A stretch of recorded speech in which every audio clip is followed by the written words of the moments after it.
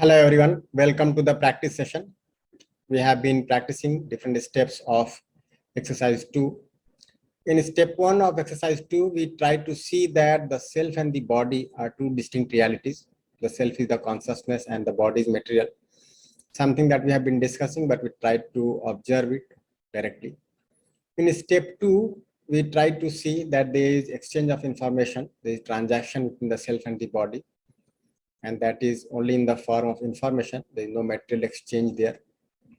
In step 3, we saw that it is the self which decides to instruct the body and read the sensation from the body. The body, being a physiochemical entity, is only there as an instrument. It is the self which decides, and the self is the seer, doer, and experiencer. In step 4, we saw that the sensations are taking place in the body, and the self is not there as a sensation or as a part of the sensation. Rather, it is there at a distance from the sensation. In step 5, we try to observe that whatever sensation the self is reading, it is associating some meaning to it. And the meaning may either be based on knowing or some assumption. And now we go further to observe it. So now we'll discuss the second part of step 5. These are the 7 steps that we are trying to go through. So in the previous session, we saw that there are 3 sources of sensation. 1, the events happening within the body. 2, the situation outside, some physiochemical change outside the body, which has an effect on the body. And 3rd, the effect of the behavior of the other person, which again has an effect on the body. And we could see that the self reads and tastes only those sensations that the self considers important. And we could see that I read and taste only those sensations that I consider important. I read and taste them only as and when required, when I consider them necessary. So in the previous session, we observed how the events outside, whether it is a physiochemical change or behavior of other human being, has an effect on the body, which produces sensation in the body. And then I decisively read and taste the sensation. I associate meaning to the sensation in conjunction with my sanskar, which may be either based on knowing or just assuming. And then I am either influenced or not influenced, depending on my sanskar. And then I decide my feeling, which may be right or wrong. And then I feel happy or unhappy.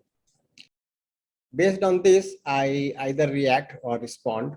And then I decide to express outside. I instruct the body. And then the body acts according to instruction. And then there is finally expression outside. And we took some examples in the previous session to see how the events happening outside have an effect on the body, and then how do I react or respond. We also took examples of events happening within the body, and we try to observe the same sequence here, right? So I react or respond to various sensations, which could have either of these 3 sources.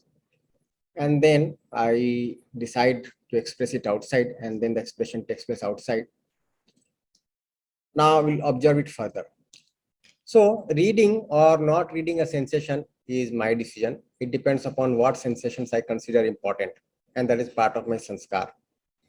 So as we mentioned earlier, that there are so many sensations happening in the body, and we read the sensation decisively, considering them as important or unimportant. So let's say if it's a normal working day and the stomach is empty, you assign some importance to it, and then you try to arrange for food the moment you feel hungry. But if you are on a fast, then you decide not to go for food, and you keep on ignoring the sensation that you're getting in the body.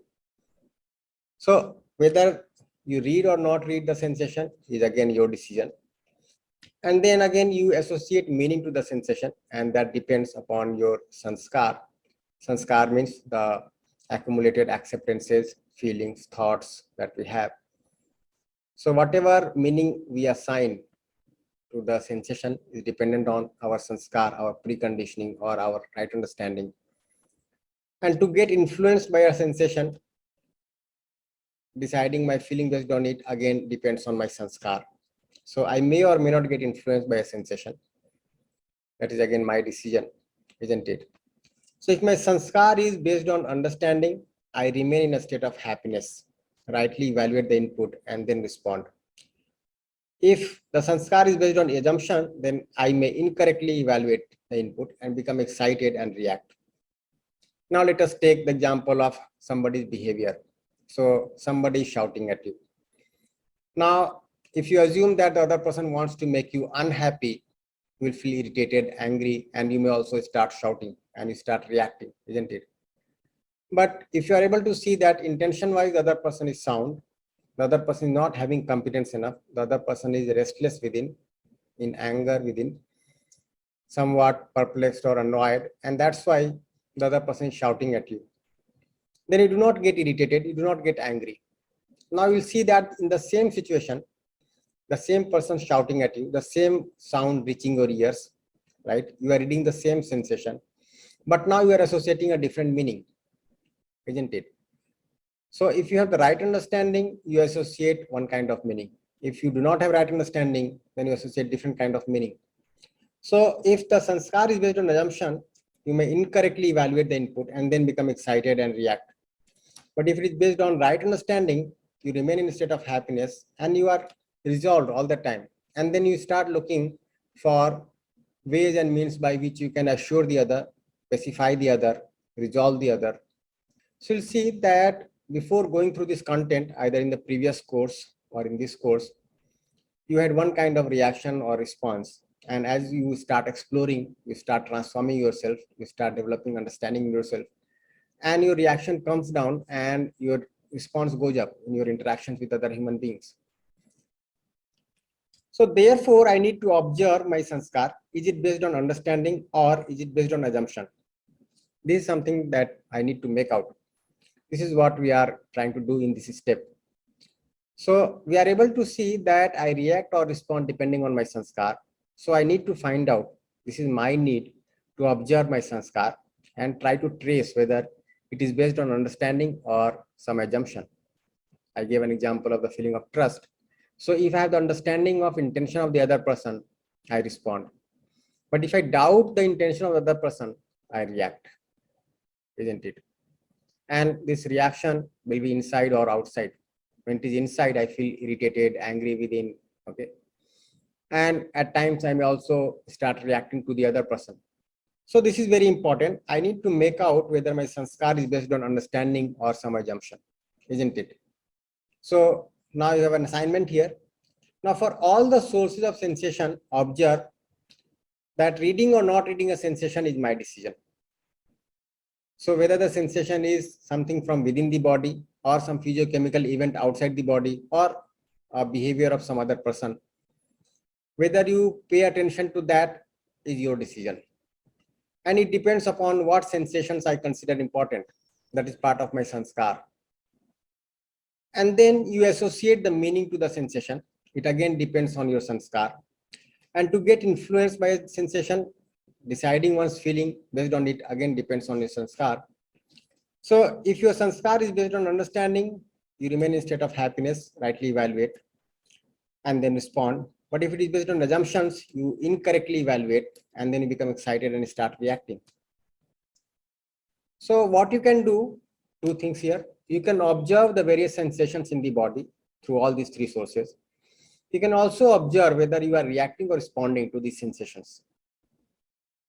Okay, and that will let you know the current state of your sanskar, whether it is based on right understanding or whether it is based on some assumption. So if you are reacting to the sensation, if you are reacting to the situation, then of course the right understanding is missing. But if you are able to understand it properly and then respond, then it is based on right understanding. So try to find it out. This is something doable every moment. And I hope by virtue of this exercise, there's a lot of possibility of your reaction or response getting transformed in your day-to-day life, in your workplace, with your peer group, with your family members. So note down your observations in a journal several times in a day, and then keep them. I'll suggest that whatever you note in the journal, look back into it, try to observe how you reacted or how you responded in a given situation. Maybe at that moment you reacted, but now when you try to evaluate it, you are able to see your feeling now in a better way. and then you may plan to respond the next time, isn't it? And so we have been saying that we all are human beings and we want to live with human consciousness. And living with human consciousness, we do need to respond and not react. If in the society, people are able to observe their feeling at this level, how they react or respond to the sensations at this level, then you can see that there is a lot of transformation going to take place in the society, and the society is going to a much, much better place to live, isn't it? So you have to start from yourself and try to be observant of all these that we are discussing in the session now. And then we'll see the transformation taking place in you. So in today's session, we discussed the second part of exercise 2, step 5, and we try to trace our sanskar, whether our sanskar is based on right understanding or some assumption, some preconditioning. And we could make out that if my sanskar is based on right understanding, I respond. But if my sanskar is based on some assumption, some preconditioning, I react. And I can, of course, make out my reaction or response to situations, isn't it? So in the previous session, we had started observing the 3 kinds of sensations, and now we are trying to study our deep-rooted sanskars. It will take time. It does take time for each one of us to evaluate our sanskars. It even takes time to be aware of our sanskars. But this is worth doing, and I hope you are going to take it seriously and continue with this. So this was all for the session today. Thank you. We'll discuss step 6 in the next session.